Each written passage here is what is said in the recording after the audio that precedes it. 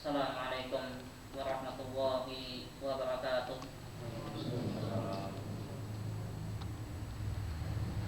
Alhamdulillah nahmaduhu wa nasta'inuhu wa nastaghfiruh wa na'udzu billahi min syururi anfusina wa min sayyiati a'malina. May yahdihillahu fala mudilla lahu wa may yudlil fala hadiya lahu.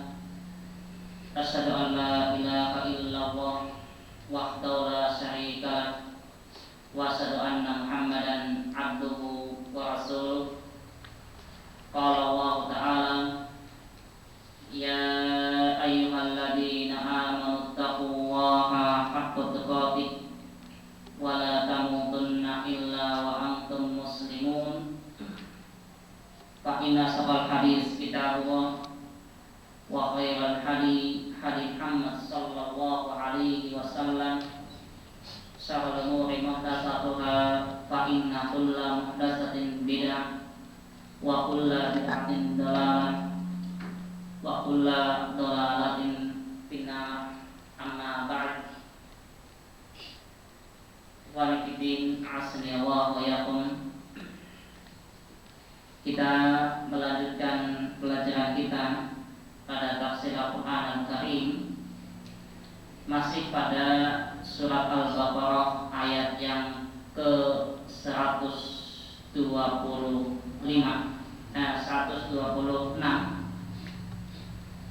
Di surat Al-Baqarah ayat yang ke-126, Allah Subhanahu wa taala berfirman, A'udzubillahi minasyaitonir rajim. Wa qala Ibrahim rabbi ij'al hadha baladan amina warzuq ahlahu minas samarati man amana minhum billahi wal yawmil akhir. Qala wa man kafara fa umatti'uhu qalilan thumma adtarruhu ila adabin nar wa bi'sal masir. Allah SWT firman, wa'id, dan ingatlah qala Ibrahim, ketika Ibrahim berkata, Rabbi ij'al hadha baladan amina. Rabbi, wahai Tuhanku, ij'al hadha baladan amina. Jadikanlah negeri ini adalah negeri yang aman. Warzuq ahlahu minas samarati. Warzuq, dan berilah rizki kepada ahlahu, penduduknya, minas samarati, dari berbagai buah-buahan. Man amana minhum billahi wal yaumil akhir, yaitu orang-orang yang beriman di antara mereka, beriman kepada Allah dan hari akhir. Qala, maka Allah beriman, wa man kafara, adapun orang yang kafir, fa umatti'uhu qalilan, maka aku akan berikan kepadanya nikmat-nikmat tapi qalilan, sedikit. Summa adtarruhu ila adabin nar, kemudian aku paksakan dia ila adabin nar, ke adabnya neraka.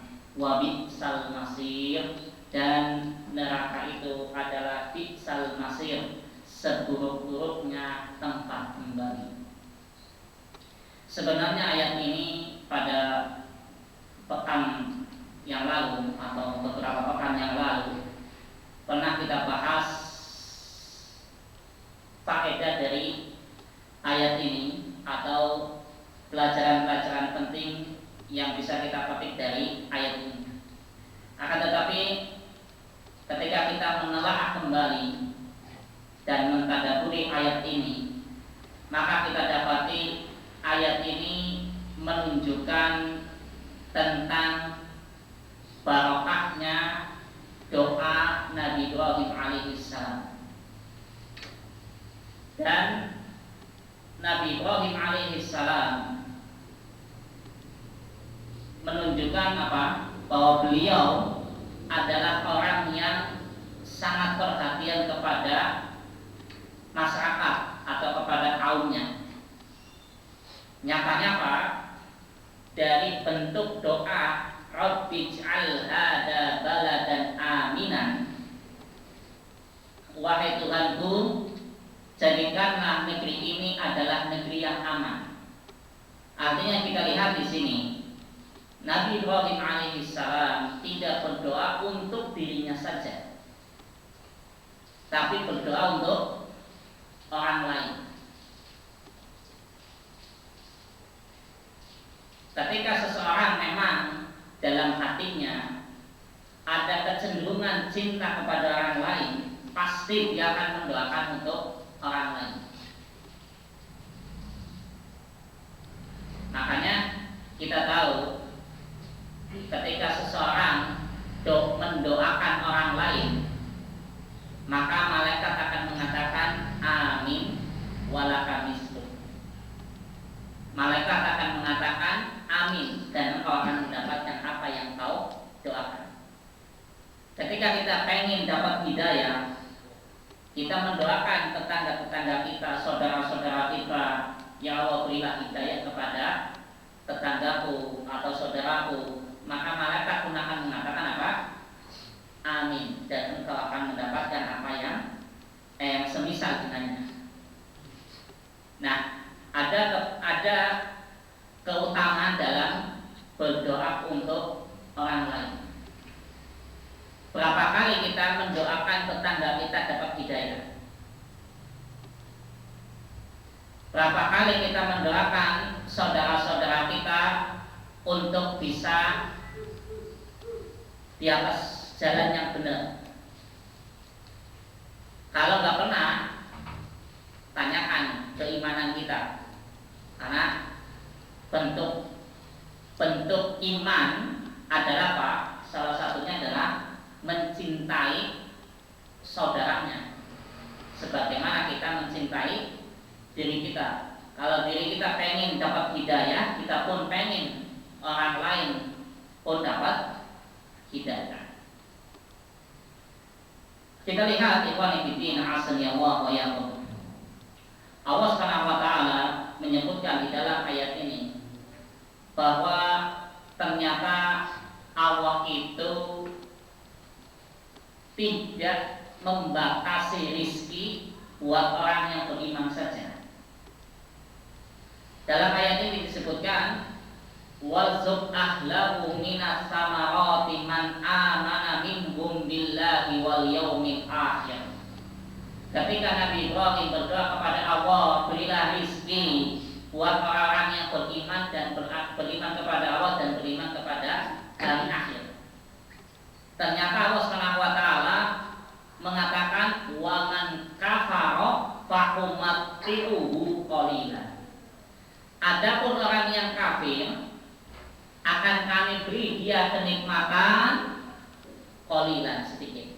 Artinya di sini menunjukkan pada kita apa? Ternyata rizki itu tidak hanya untuk orang-orang mukmin saja, tapi rizki itu Allah tunjuk atau berikan kepada orang kafir juga. Rizki itu pun Allah berikan kepada orang-orang kafir, karena memang mereka punya hak untuk dapat rizki walaupun di dunia saja. Makanya bahasa dalam ayat ini adalah apa? Fa'umattiruhu qalilan. Aku beri dia kenikmatan tapi qalilan, sedikit. Sedikit. Bahasa sedikit, kenapa pakainya bahasa sedikit? Karena mereka hanya akan mendapatkan kenikmatan di dunia saja. Jadi sekalipun ada orang kafir jadi miliarder, orang yang jutawan atau bahkan miliaran, mungkin menurut kita dia adalah orang yang kaya raya, tetap Allah katakan itu adalah qalilan, sedikit. Kenapa? Karena dia dapat rezeki, dapat kenikmatan itu hanya di dunia. Sedangkan umurnya dia di dunia ya paling 60 sampai 70-an. Kalaupun ada ya 100 paling minimal atau paling mungkin 100 ya, tetap dianggap qalilan, sedikit. Kenapa? Dia kembali ke neraka, akan dikembalikan ke dalam neraka naudzubillah yang tidak ada ketenangan sedikit pun.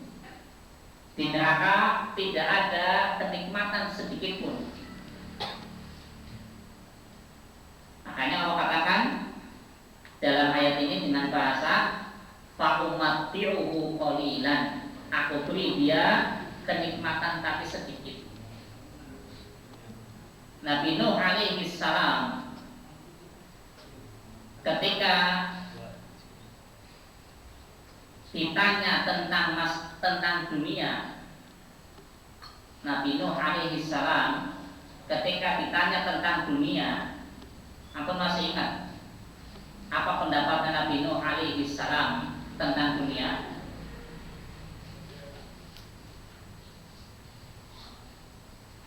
Ketika Nabi Nuh dikatakan ma ra'yukum 'anid dunya, apa pendapat engkau tentang dunia? Jawabannya Nabi Nuh apa?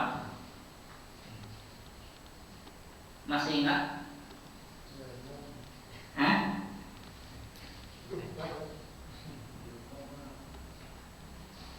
Nabi Nuh hidup di dunia berapa tahun? 950 tahun itu dakwahnya, saudara. Dakwahnya berarti kan lebih dari 950 tahun.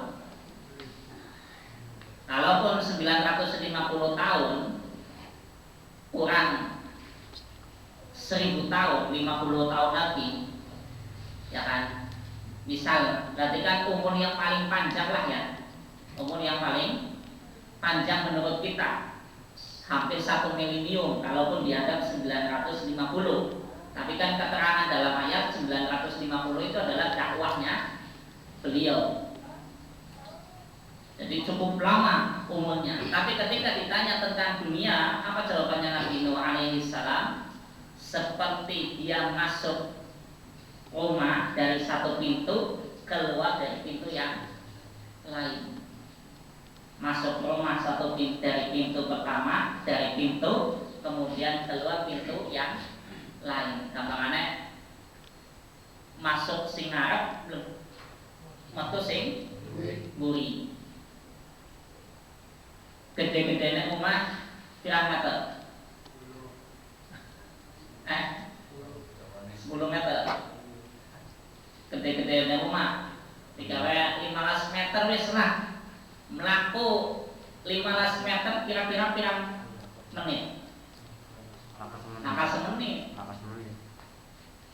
Nabi Nuh alaihi salam ketika mengomentari dunia seakan-akan saya masuk dari satu pintu keluar pintu yang lain.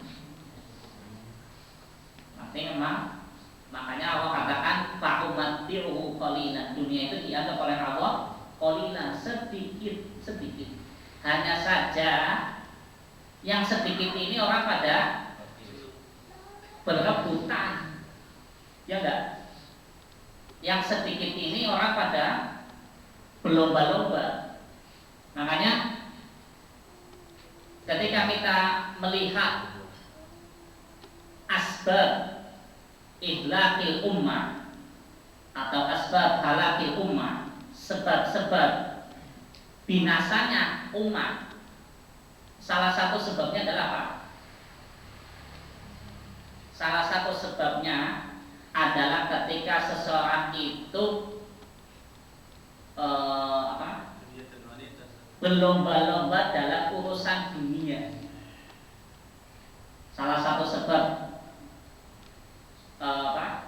binasakannya umat itu karena apa? Mereka berlomba-lomba dalam urusan dunia. Nabi kita Muhammad sallallahu alaihi wasallam pernah menyebutkan dalam hadisnya adalah di mana Nabi mengatakan, kata Nabi, wallahi mal faqru ahsa alaikum walakin ahsa alaikum antat suta'a ad-dunya 'alaikum kama basatat 'ala man kana qablakum fatanafasuha kama tanafasuha fatuhlikukum kama ahlakathum. Nabi Muhammad sallallahu alaihi wasallam mengatakan, wallahi, demi Allah, man faqru akhsha 'alaikum. Bukanlah kefakiran yang aku takutkan atas kalian. Aku tidak takut kalian itu akan menjadi orang yang fakir, kata Nabi. Tapi yang aku takutkan adalah ketika dunia menguasai kalian. Ketika kalian telah berlimpah-limpahan dalam dunia. Karena basatat ala man kana qablakum. Sebagaimana umat-umat sebelum kalian itu telah berlimpahan dalam urusan dunia. Fatanafasuha, sehingga kalian berlomba-lomba meraih dunia. Karena tanafasuha, sebagaimana mereka kaum terdahulu berlomba-lomba dalam meraih dunia. Fatuhlikuhum maka Allah akan membinasakan kalian kama ahlakathum, sebagaimana Allah membinasakan mereka, kaum-kaum yang berfoya-foya, berlebih-lebihan, atau kaum-kaum yang terlalu berlomba-lomba dalam urusan dunia.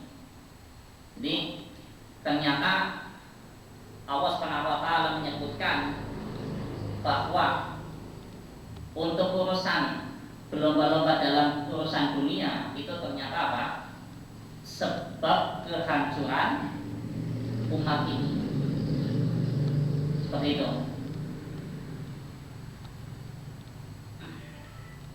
Kemudian kita lihat di ayat yang sedang kita pelajari ini, Allah SWT menyebutkan wa bi'sal masir summa attarruhu ila adzabin nar wa bi'sal masir. Kemudian aku paksakan orang kafir itu ke adab neraka. Wa bi'sal masir, dan neraka itu adalah seburuk-buruk tempat kembali. Artinya bisa dipahami dalam ayat ini adalah kita harus yakin seyakin-yakinnya orang yang mati dalam keadaan kafir itu kembalinya kemana? Neraka. Sehingga kalau ada orang masih meragukan neraka bagi orang kafir, berarti keimanannya masih diragukan. Kalau ada orang menganggap ya orang kafir nanti mungkin dimakan dan seterusnya misalnya, kita katakan banyak ayat, bahkan seperti dalam ayat ini Allah katakan Allah paksakan orang kafir itu masuk ke dalam neraka. Jadi tempat kembalinya orang kafir itu adalah neraka. Tidak ada tempat kembali bagi orang kafir kecuali neraka, udah. Kemudian kita lihat ikhwan fillah Allah wa iyyakum. Di dalam ayat ini, di antara pelajaran yang penting dalam ayat ini adalah bahwa semulia-mulianya orang itu tidak lepas dari yang namanya doa. Semulia-mulianya orang itu tidak lepas dari yang namanya doa. Kalau antum merasa saya sudah menjadi orang yang mulia, kemudian dia tidak mau berdoa, malah menunjukkan bahwa orang tersebut bukan orang yang mulia. Nabi Ibrahim alaihissalam mendapatkan gelar oleh Allah SWT adalah Khalilur Rahman, kekasihnya Allah yang Maha Rahman. Nabi Ibrahim dijuluki oleh Allah adalah Khalilur Rahman, kekasihnya Allah. Tapi beliau tetap berdoa. Rabbi ij'al hada baladan amina. Wahai Tuhanku, jadikanlah negeriku ini negeri yang aman. Dan kita lihat banyak doa-doa yang Allah abadikan dalam Al-Quran. Doa-doanya Nabi Ibrahim yang Allah abadikan dalam Al-Quran. Wajnubni wa baniya an na'budal asnam, ya kan? Wajnubni, ya Allah jauhkanlah aku dan anak keturunanku dari menyembah berhala. Sekelas Nabi Ibrahim saja seperti itu, meminta kepada Allah supaya apa? Supaya tidak menyembah kepada berhala.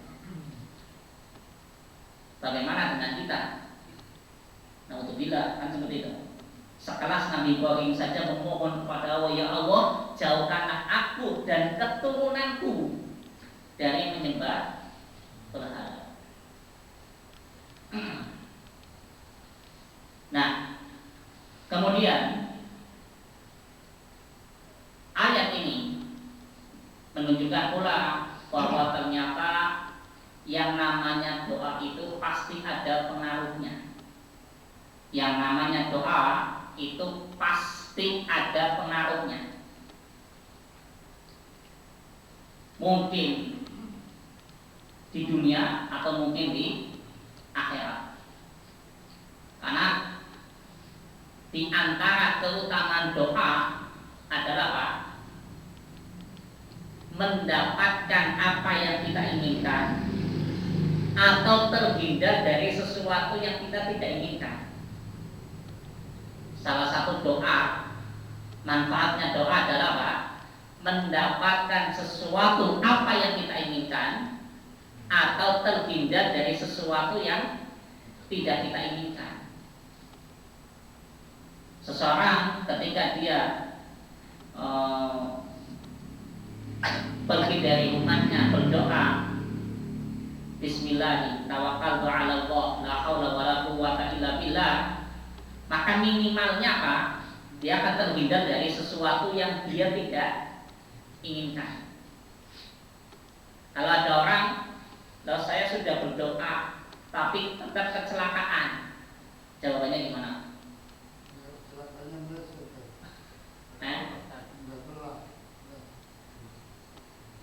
Kan katanya kalau seseorang mengatakan Bismillah, tawakkaltu 'ala Allah, la haula wala quwwata illa billah, maka apa?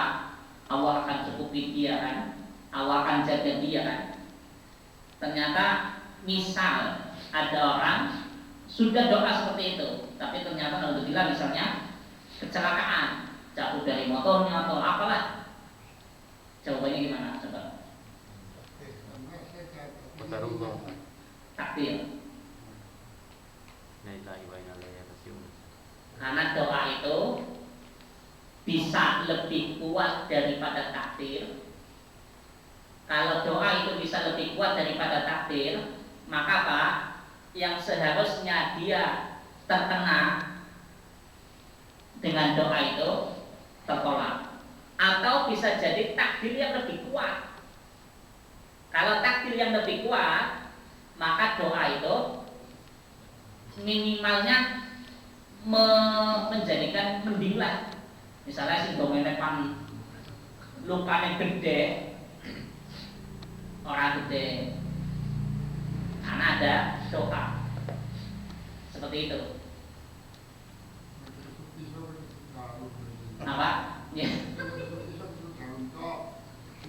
Ya seperti itulah. Makanya jangan sampai kita katakan percuma doa, enggak. Doa itu tetap ada pengaruhnya. Doa itu tetap ada pengaruhnya.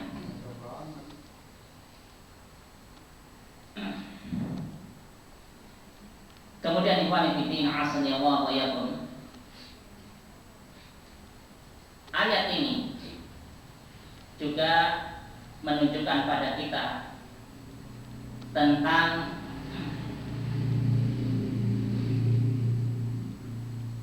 rizkinya Allah. Sebagaimana saya katakan tadi, ternyata rizkinya Allah itu mencakup untuk orang yang beriman atau mencakup untuk orang yang kafir. Rizkinya Allah berikan kepada manusia, kepada hewan, kepada yang lainnya. Makanya berbicara tentang rizki itu kita harus yakin seyakin-yakinnya, karena rizki itu sudah diatur. Buat apa kita pusing sampai 7 keliling, pusing 7 keliling mikirin rizki. Wa ma min dabbatin fil ardi illa 'ala Allahi rizquha. Dan tidak ada walaupun dalam binatang yang melata kecuali Allah lah yang memberi rizki. Jadi memang sudah ada aturannya, sudah diatur oleh Allah SWT. Kita hanya bisa pasrah dan yakin Allah itu pasti memberi. Nggak mungkin tidak. Burung yang pergi di pagi hari dalam keadaan tenggolok yang kosong, pulang pun dalam keadaan kenyang. Makanya Nabi mengatakan, "Lau annakum tatawakkaluna 'ala Allahi." Maka apa? "Lau annakum tatawakkaluna 'ala Allah la usaqakum kama yarsuqut tayra tahdu himasan wa ta'uhu bitona." Kata Nabi, kalau seandainya kalian bertawakal, betul-betul bertawakal kepada Allah, maka kalian akan dapat rezeki sebagaimana Allah memberi rezeki kepada burung. Antum kalau pergi di pagi-pagi ke sawah, itu mesti burung itu jalan bareng, nanti ada yang misah. Bagian sebelah ini ada yang terbangnya sebelah sana, ada yang lurus, ada yang ke sebelah kirinya. Terus antum lihat, pernah lihat apa tidak? Sering. Sing umai pinggiran sawah ya paham. Mesti diperhatikan, masya Allah, kesatuan mereka terbang banyak. Nanti misah, ada yang ke barat, atau mungkin ada yang ke selatan, terus misah. Nanti di ujung lagi misah lagi. Masya Allah.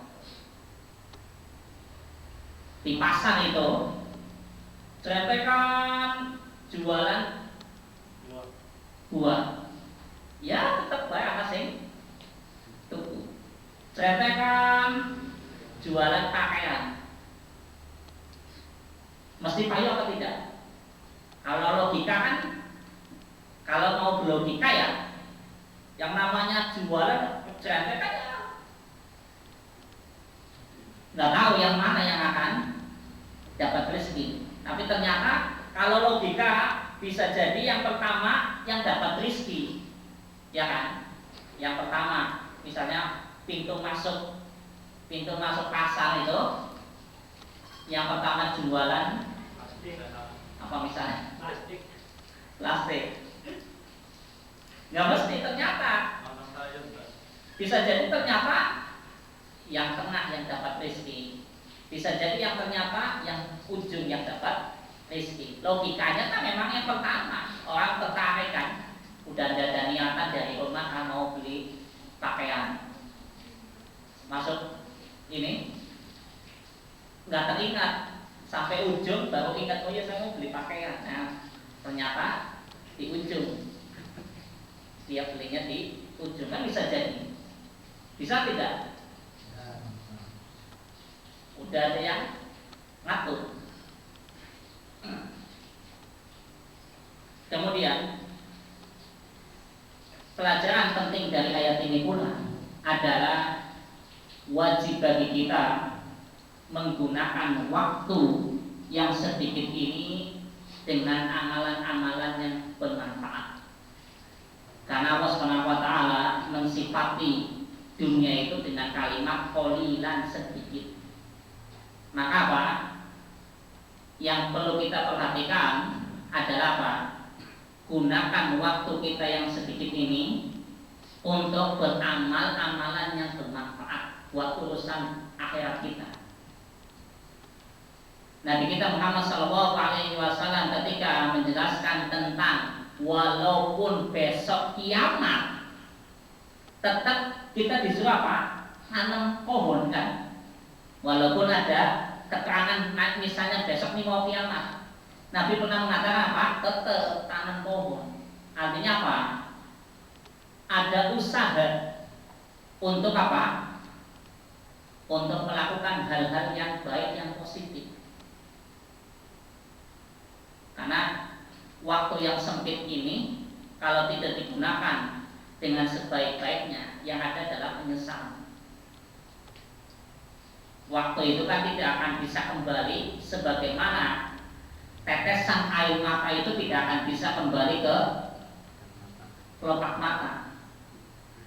Bayi yang telah keluar dari rahim ibunya itu tidak akan bisa balik ke rahimnya lagi, karena memang waktu yang sudah berjalan terus nggak mungkin bisa balik lagi.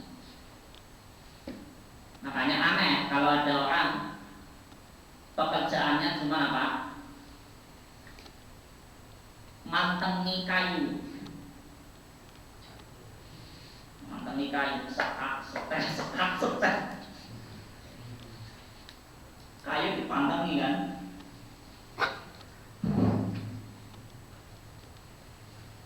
Ironis.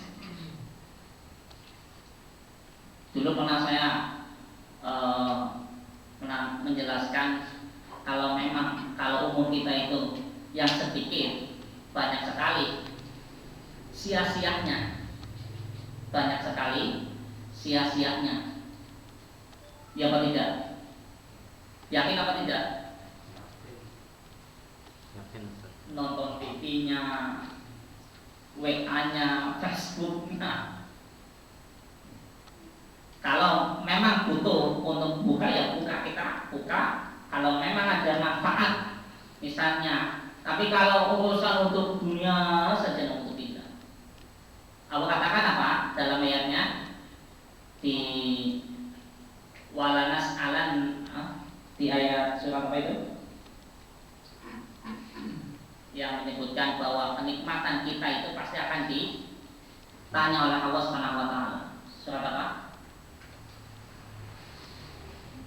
Summalatus alunna yauma idzin anin na'im. Kemudian nanti kita akan ditanya nikmat apa yang ada dari kita itu pasti akan ditanya. Summalatus alunna, betul-betul kalian akan ditanya tentang apa? Nikmat yang kita dapat. Summalatus alunna yauma idzin, betul-betul nanti di hari kiamat kita akan ditanya tentang apa? Anin na'i, dari nikmat-nikmat yang kita dapat. Nikmat-nikmat yang kita dapat jelas kita akan dipertanyakan oleh Allah Subhanahu wa taala. Makanya semaksimal mungkin kenikmatan itu kita gunakan dengan ketaatan kepada Allah Subhanahu wa taala. Semaksimal mungkin. Karena banyak ayat-ayat yang menjelaskan ketika nikmat itu dibalas dengan kekufuran, nikmat dibalas dengan kemaksiatan, yang ada adalah apa? Kehancuran. Saya pernah menyebutkan ayat wa daraballahu masalan qaryatan kanat aminatan mutmainnatan ya'tiha rizquha raghadan min kulli makanin fakafarat bi an'umillah fa'adaqaha Allahu libasal ju' wal khawfi bima kanu yasna'un. Allah Subhanahu wa taala firman wa daraballahu masalan, dan Allah Subhanahu wa taala memberikan sebuah perumpamaan qaryatan, yaitu suatu kampung, kanat aminatan mutmainnatan, yang dahulu kampung tersebut adalah kampung yang aman sejahtera.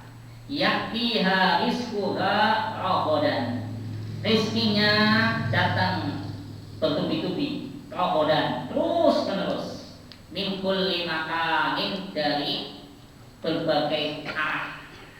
Fakafarat bi anhumillah, ternyata kampung tersebut itu kafir terhadap nikmat-nikmat Allah, tidak menggunakan nikmat Allah dalam ketaatan kepada Allah.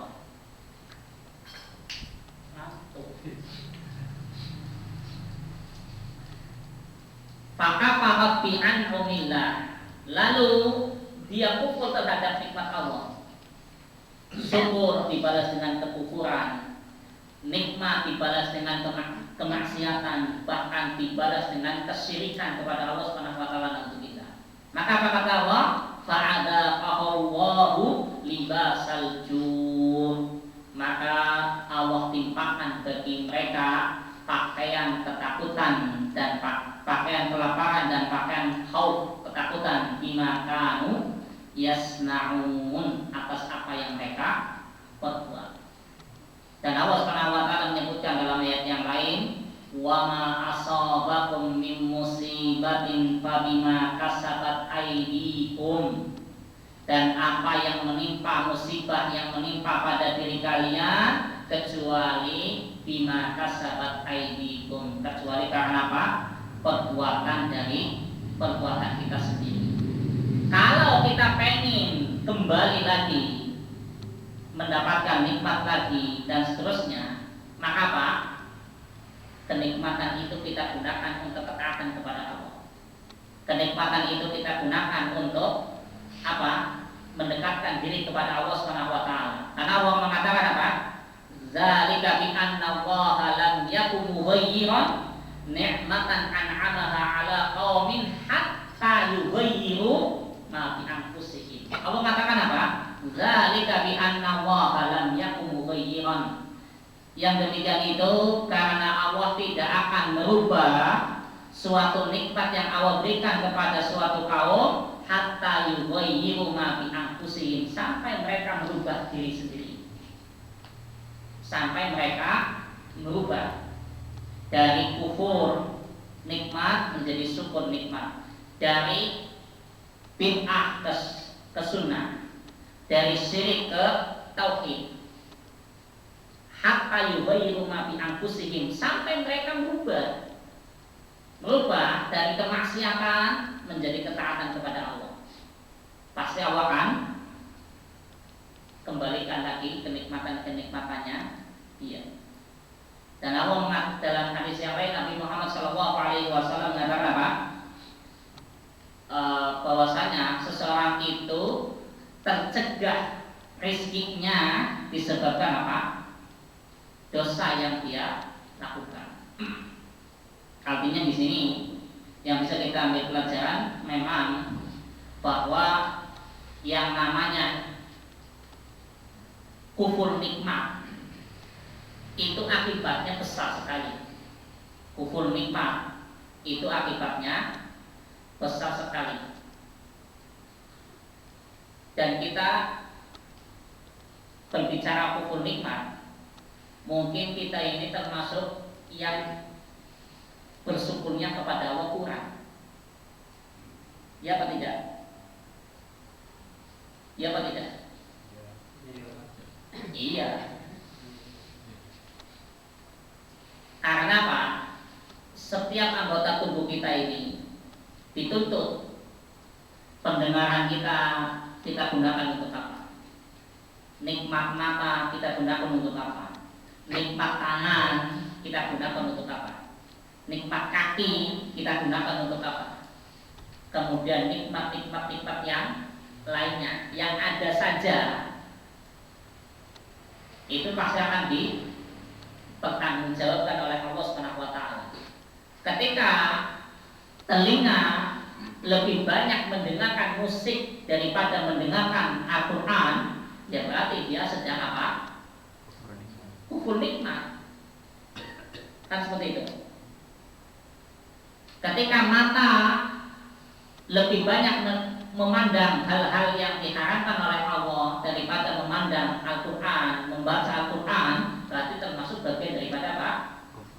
Kufur nikmat. Kan seperti itu.